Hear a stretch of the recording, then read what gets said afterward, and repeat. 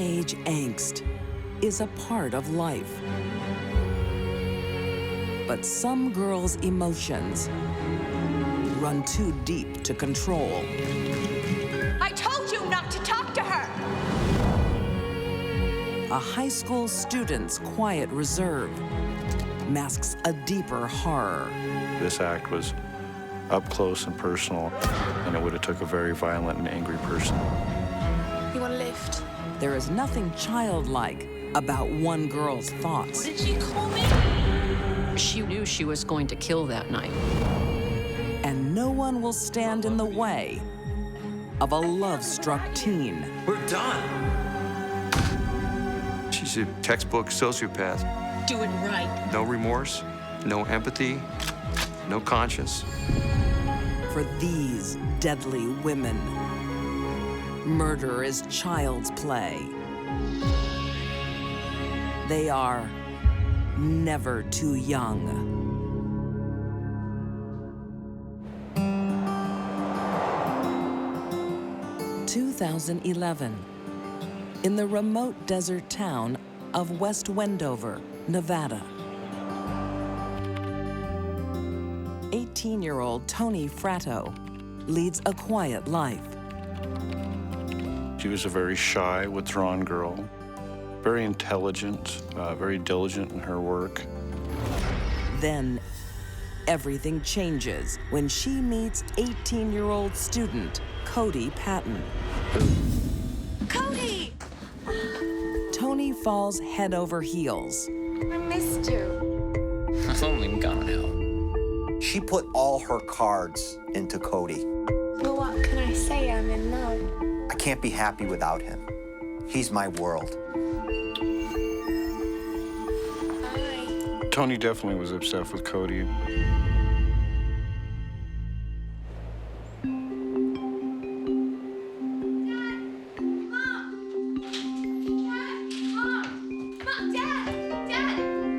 The teen romance becomes more serious when the pair talks of marriage. We have some good news. We're getting married.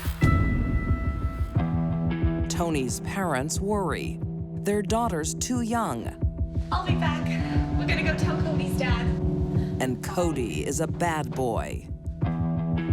Cody had a reputation for having problems throughout his life with anger. Still so young. What if they elope? One day, he'd be sweet and attentive and a good student, and the next, a holy terror. Therefore repent all ye ends of the earth. Tony's parents decide not to fight the teen love and open their home to Cody. What's your favorite passage? They're very good people, and I believe that they thought they could help him with being a constructive family. A glory in my Jesus, for he hath redeemed my soul. A glory in truth. There. It's so great just living here. They'll also be able to keep an eye on their daughter. I still think you should wait a little longer. I love him. He loves me.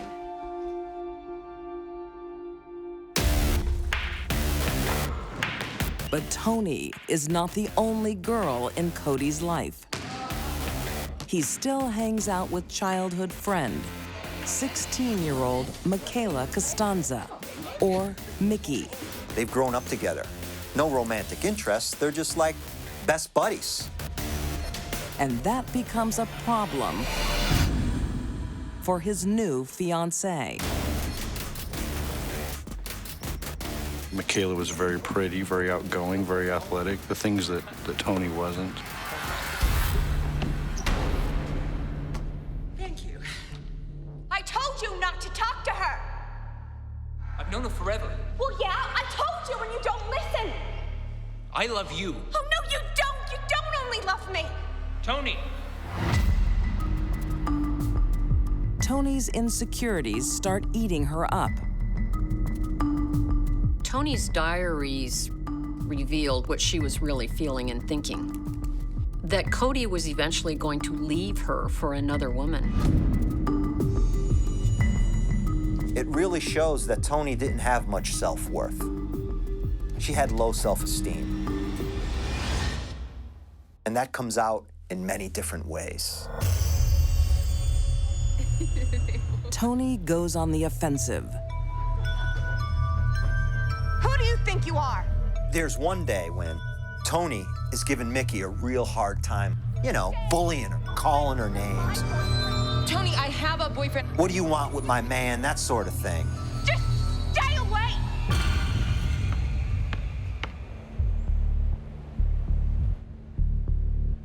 Then Cody does something that surprises everyone. Cody had a box cutter and cut Michaela's arm and thought it was somewhat funny and laughed about it. You're insane! So Mickey responds by saying, this guy is crazy. And he's likely crazy because he's with a crazy girlfriend. What should I say? Meet up.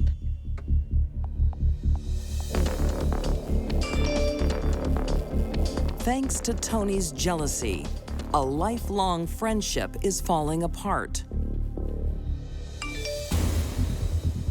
After that incident, Michaela just cut Cody off as a friend.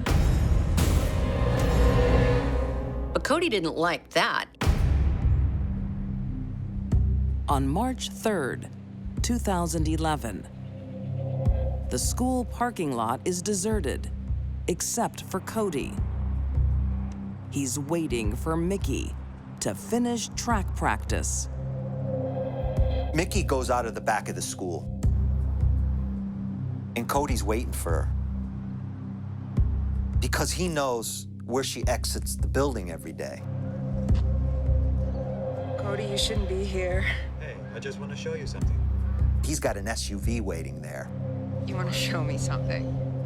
and he gets her over to that SUV. What, in here? Mickey still has trust in her lifelong friend. But she shouldn't.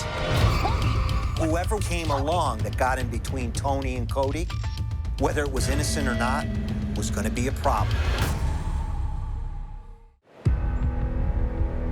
In 2011, in West Wendover, Nevada, teens Tony Fratto and her fiancé, Cody Patton, are at war with Michaela Costanza. On March the 3rd, Cody sets out to prove his devotion. Cody grabs Michaela while she was coming out of school, binds her, and throws her in the back of his SUV. It's time for her to pay. Then he sends a text to his partner in crime and says, "I've got her." That tells me this was in the planning for a long time, and the plan was murder.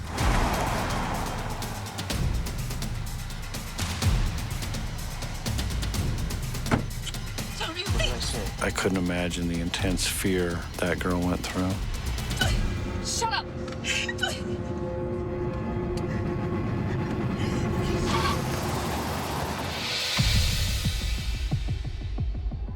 Cody drives to a deserted location known as the gravel pits.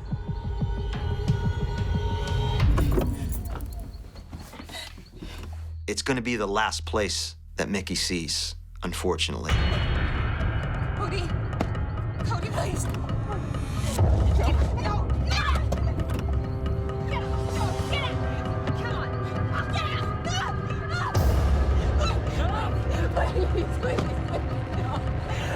A lifelong friendship ends with senseless cruelty.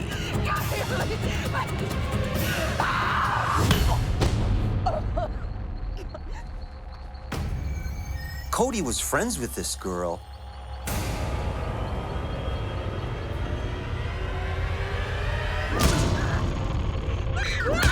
But yet here he is participating in this murder.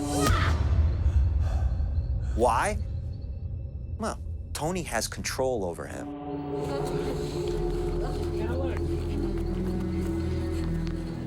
She had sat on her legs and helped cut her throat. It was very up close and personal. It was very, very violent.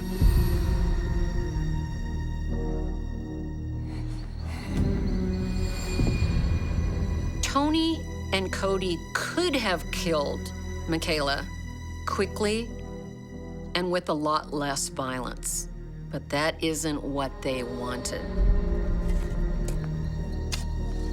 And then they bury her in a shallow grave and drive away like it's just any other day. That's cold-hearted. That's evil. At its core. When a 16-year-old girl goes missing, it's not a secret for long. Her worried parents call police, who start talking to Mickey's peers. Tony and Cody were contacted that evening, and both denied even knowing where she was. But the school's security cameras tell another story. They'd begin to look at some surveillance video taken from the school. And that's where they see Cody. So Cody has some splaining to do. The bravado he displayed while beating his friend to death deserts Cody Patton under police interrogation. Cody tells the story of the murder and what happened. He had done it and confessed that he had done it alone. What Cody doesn't say is who helped him. He doesn't even mention Tony's name. They have no reason to believe she was even there. Tony Fratto is about to get off scot-free until she confides in the wrong person. It's okay, Tony. Cody's father. Do this. Are you sure this will help Cody? After Cody was arrested, Tony was speaking with his father and told him that she was present when Michaela was murdered. Cody's father didn't even wait for her to get dressed. In her pajamas, he drove her to Cody's lawyer's office. I remember. I don't know whether she thought she was implicating herself or she thought that maybe this was going to cast a shadow of a doubt for Cody's case. Who slit her throat? I don't know what her reasoning behind this confession was. It's both of us.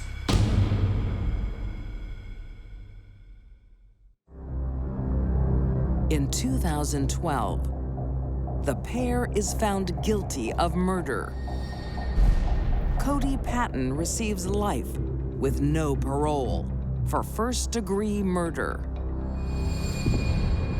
Tony Fratto pleads guilty to second-degree murder. She is sentenced to life with the possibility of parole after 18 years. I don't believe it's something any of the community's ever going to forget. Michaela Costanza will be grieved for many years to come.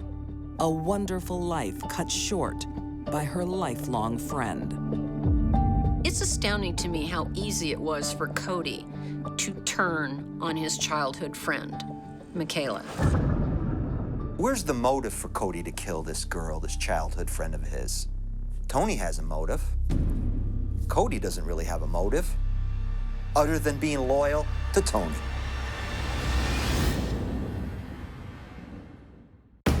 A crime can be so horrific, I could not believe a girl was capable of this type of focused rage and anger. so disturbing, She wrote, "I wish I could kill you again. Your terrified screams turn me on." it's almost unbelievable. She was a natural-born killer.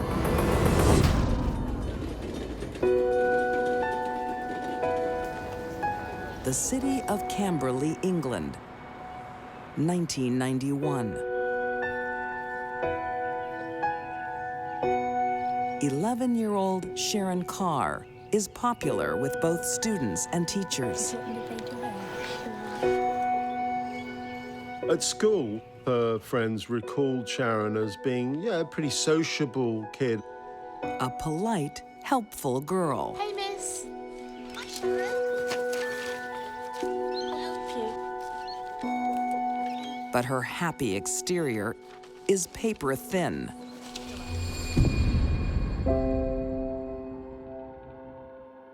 inside Sharon is a lost little girl.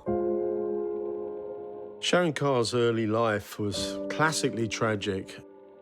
One of 4 kids her mother had by 3 different men. She was given little attention.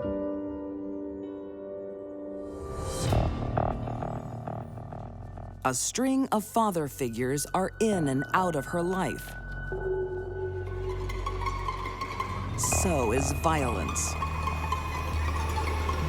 When Sharon was only 7, both her mother and her mother's live-in partner were hospitalized for a violent interaction between them. Sharon, what are you drawing? Sharon?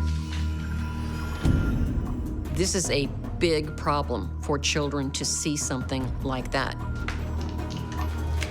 It can leave scars.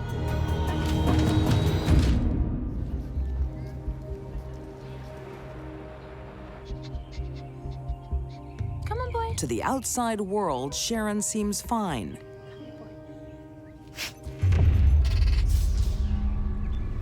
But inside, a storm is brewing. Before her 12th birthday, Sharon lashes out at a neighborhood pet. From a very young age, Sharon was involved in some very disturbing incidents.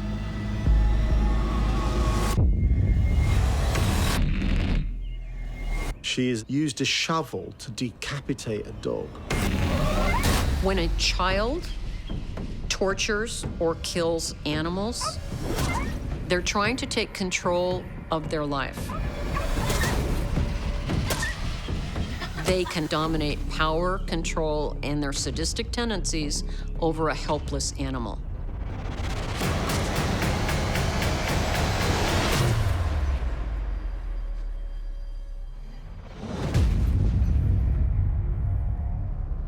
And that's what Sharon liked to do.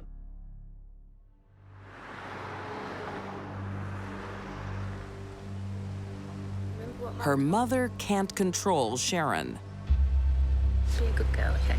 She places her in foster care. Come on, Sharon.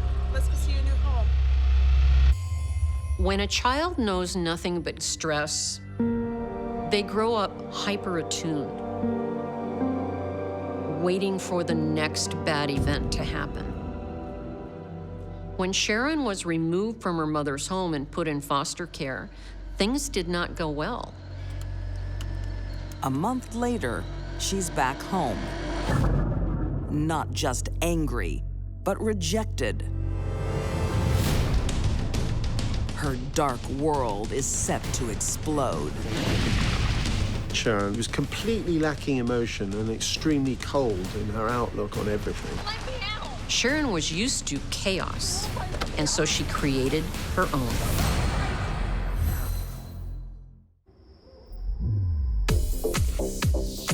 The English city of Camberley, in the early hours of Friday, June 6th, 1992.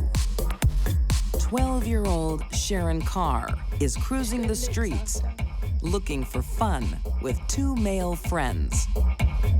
Normally, it would be shocking to know that a 12-year-old was out at 2:30 in the morning. But Sharon didn't have any boundaries, no rules. If there were, she broke them anyway. Also out on the town is 18-year-old hairdresser, Cody Rackliffe. But her night ends in tears when she bumps into a former boyfriend. Katie had actually recently split up from her boyfriend. I'm really sorry, but... She found out he was dating another girl, and this clearly upset her. The dejected hairdresser is vulnerable when the girls' worlds collide. No, I've never seen it before. Oi, darling, you want a cigarette? It's 2:30 in the morning. Katie is outside the nightclub. They've shut the doors. She's pretty tipsy from the alcohol she's consumed. She's still very upset. That'd be really nice, thanks. You want a lift? Yeah, sure, why not? Katie thought she was getting a ride home.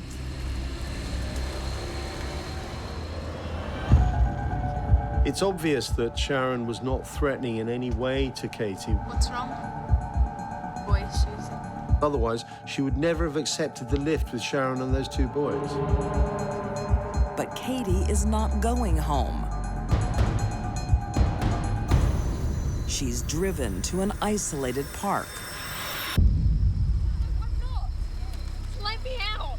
Come on, home from here. Calm down, love. No, well, you're crazy. Sharon pulled out this 6-inch blade What did you call me? and surprised Katie. I called you crazy. Sharon was tired of practicing on animals. I don't think Katie did anything to set Sharon off. Sharon knew she was going to kill that night. Katie was the unlucky victim. Sharon's friends do nothing to help Katie. Katie must have just been in disbelief. Then she would have doubled over, feeling all of the pain, feeling the blows from that knife cutting through and through her. Sharon will record in her diary what she is thinking that night. She wrote, "Killing for me is a mass turn on. It makes me so high." She enjoyed the act of stabbing and venting her rage. Moreover, it turned her on. Sharon even wrote in her diary, "I wish I could kill you again. Your terrified screams turn me on." And if she could do it again, she would draw out the murder over a longer period of time because she enjoyed Katie's suffering. In the frenzied attack, Katie suffers more than 30 wounds to her chest, heart, and abdomen. Katie bled to death. She died mainly from internal bleeding. What 12-year-old Sharon does next is almost impossible to believe. Wait, boys, come and help me. She exposed her body, looked at her breasts and genitalia, and then used the knife to cut her. I could not believe a 12-year-old girl was capable of this type of focused rage and anger. I could not believe that a 12-year-old girl would mutilate the genitalia and breasts of an 18-year-old girl. When Katie's body is discovered the next day, everything points to a sex murder. The police thought Katie was killed by a man. It looked like a rape homicide to the police. No one suspects a 12-year-old girl. And her friends don't talk. Sharon is free to go back to being a schoolgirl.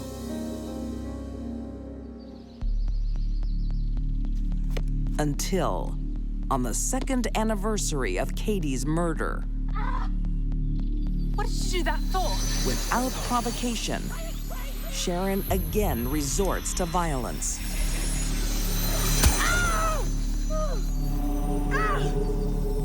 The 7th of June must have meant something to Sharon. It was the day of her first murder, and it looks like she tried to do it again. This time, Sharon is arrested and sentenced to 2 years in youth detention. And police discover her macabre diary. Sharon admitted to the murder of Katie and the sexual pleasure she gained from that.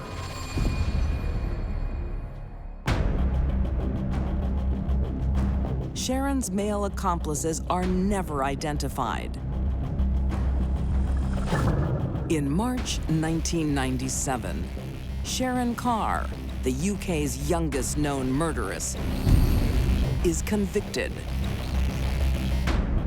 Sharon, at 12 years old, was a sadist, a sexual sadist. In prison, Sharon's finally diagnosed as suffering from schizoaffective disorder, a combination of schizophrenia and a mood disorder. Schizoaffective disorder is the double whammy of psychiatric problems. This is a condition marked by profound mood swings and periodic psychoses. Bad combo. Most people diagnosed with it do have difficult lives, but they do not become killers. Sharon was different. Sharon gives mental illness a bad name. Sharon is transferred to a secure mental institution where she can be held indefinitely. Sharon remains under the care of a mental institution to this day. And to this day, few can believe a 12-year-old girl capable of such cruelty. But Sharon's mental instability took hold at a very early age. It's highly unusual for a 12-year-old female to become a sadistic sexual killer. I've never even heard of it before this case. But Sharon was ahead of her time.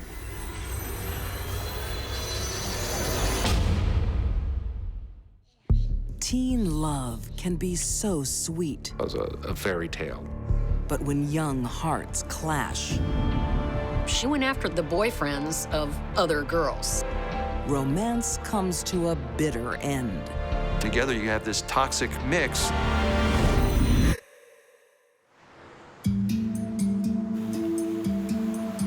In the quiet country town of Livermore, California, in 2002, 17-year-old school student Jenna Nanetti has something none of the other girls have. What are you waiting for? Mike's meant to be here. A husband. This was a fairy tale, I think, from Jenna's position.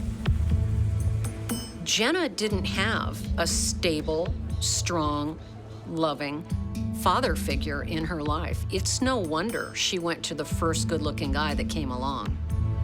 19-year-old Mike Simons is a military wannabe with a wild side. He was trying to get into the Army. They wouldn't take him. Mike had a juvenile record. He had apparently stolen a car and got into a high-speed pursuit. See you, lovebirds. Mike, he was a bad boy, and everybody knew it.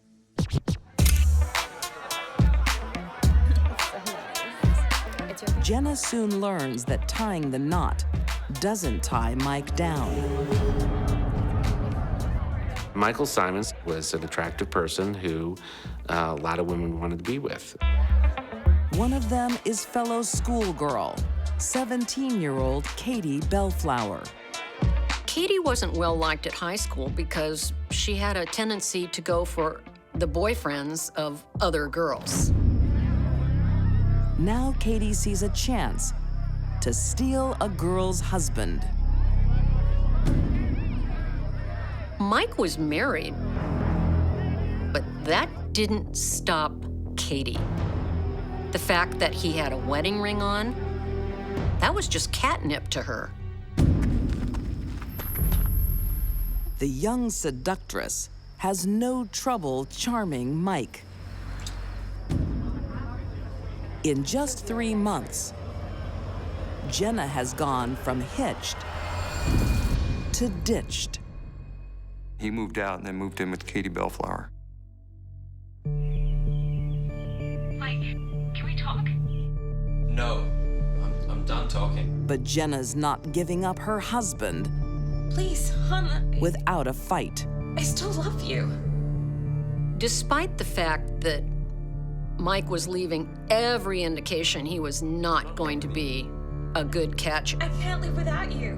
Jenna still wanted him back. Katie has no sympathy. Katie Bellflower, at the tender age of 17, We're done. was a ruthless, heartless woman.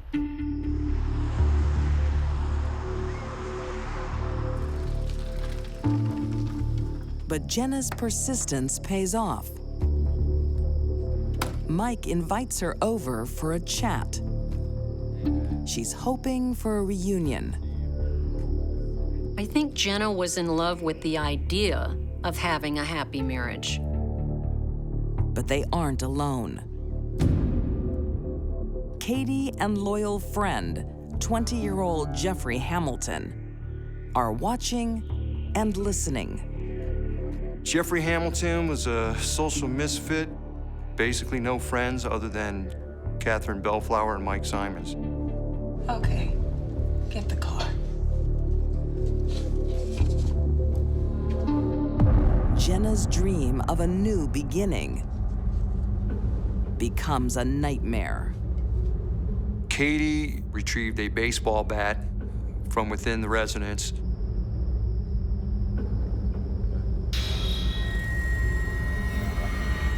Walked out on the porch, and from behind, struck Jenna Simons.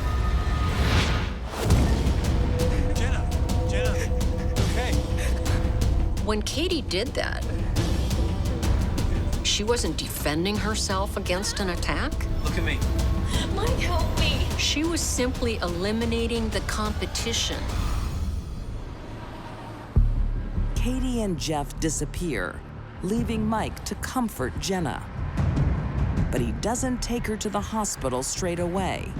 Mike, take me to the hospital. He's got business to attend to. We've got to get back to Katie first. I think I know where she is. Jenna begged him to take her to the hospital. And he convinced her, no, we don't want to do that. We need to go after Katie. The first blood has been spilt. Before dawn, there will be more. You got this mixture of personalities, and together you have this toxic mix. It's absolutely shocking. In Livermore, California, two 17-year-old girls love for the same man. Mike Simons turns to war. On October the 6th, 2002, Katie Bellflower lashes out at Mike's wife, Jenna Nanetti.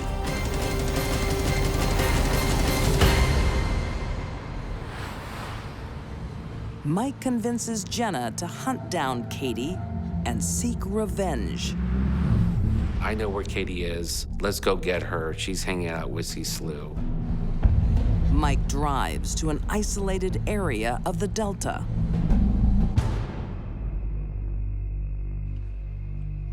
Waiting there for Michael and Jenna were Katie Bellflower and Jeffrey Hamilton.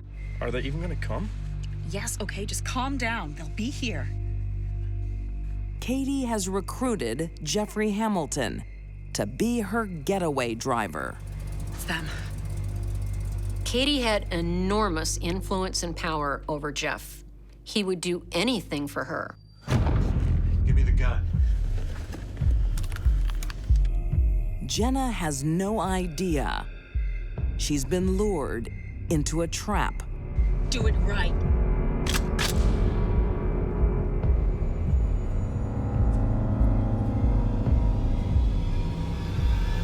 Jenna. Mike.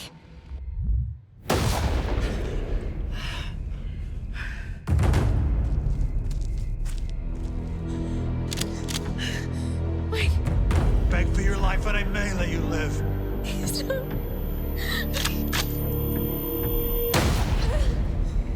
He makes her beg for her life. Guns her down in cold blood. But she won't die. She's not dead yet. I need more ammo. What? How long is this gonna take?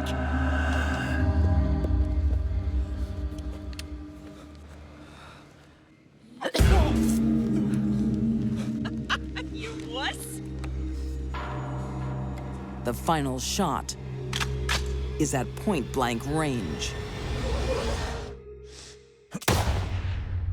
Mike made Jenna beg for her life before he shot her to death. There's really nothing else to say. Michael and Katie drag Jenna's lifeless body to the edge of the water. The brutality of it is just incomprehensible. Bye-bye, wifey. This isn't just a crime of jealousy. They're also greedy. The duo want to cash in Jenna's life insurance policy. Katie and Mike plan to spend her life insurance proceeds on buying a house and starting a new life.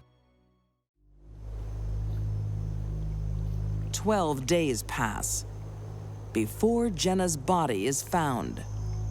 She's found badly decomposed by a couple of fishermen.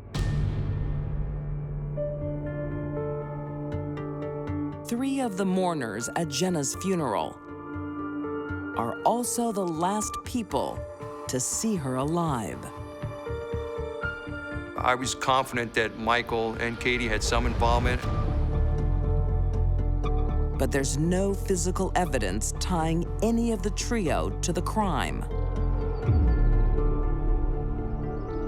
We were never able to find the baseball bat.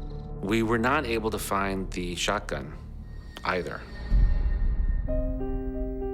The murder goes unsolved and might still be today, except for another love triangle. Hey, baby. I got you a present. This is Aspen. Just months after Jenna's death, Katie brings a third person into their tryst, a 16-year-old girl called Aspen.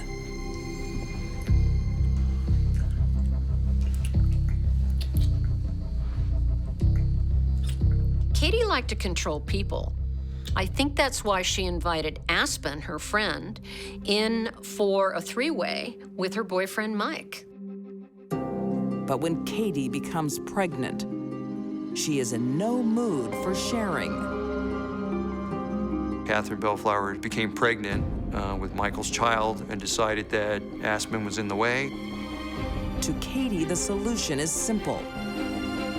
Katie had gotten away with murder. And that emboldens someone, the killer, to do it again. But Katie doesn't want to get her hands dirty. She again recruits Jeff Hamilton. On February 28th, 2003, Katie gets her young teen rival drunk. Come on. They plied her with alcohol. Oh, whoa. My dad would kill me if he knew I was out here. Without warning, Jeff begins to choke her violently.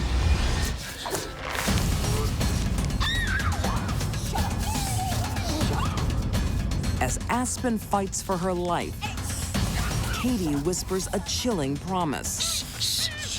I killed Jenna, and now I'm gonna kill you. It's okay. What's going on here? But fate interrupts.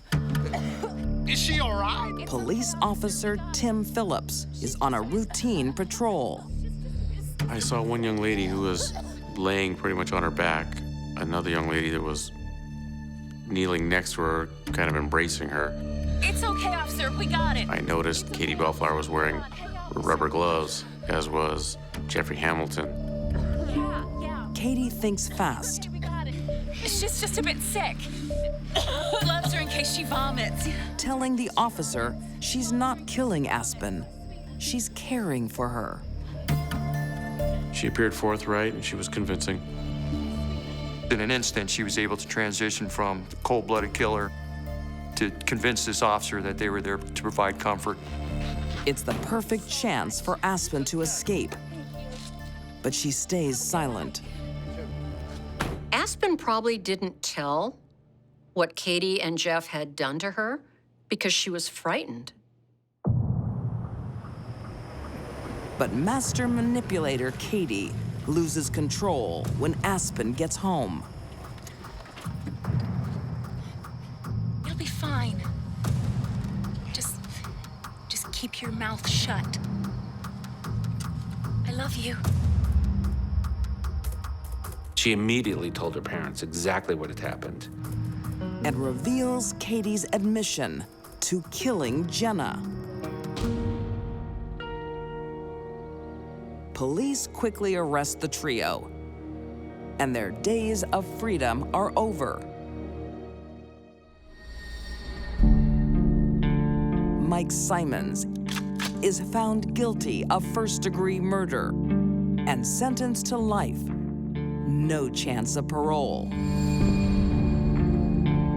Jeff Hamilton pleads guilty to second-degree murder and is sentenced to 15 years to life. You put all these personalities together and it's just a dangerous mix.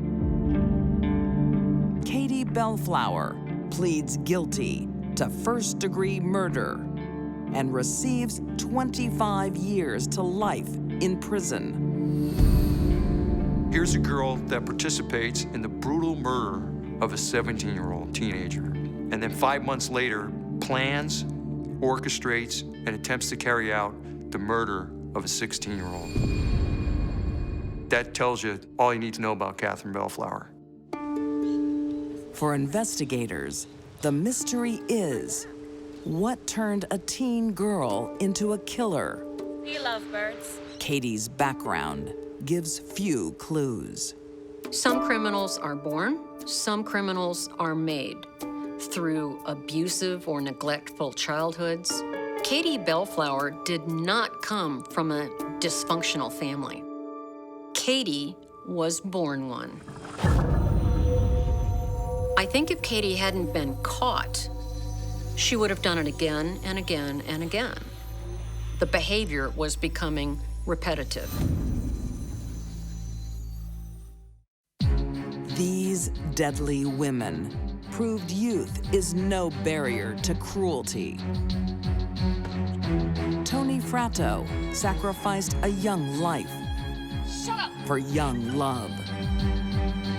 Sharon Carr turned her sick fantasies into reality. And Katie Bellflower put her desires above a life. They had baby-faced looks, but hard hearts, and were never too young.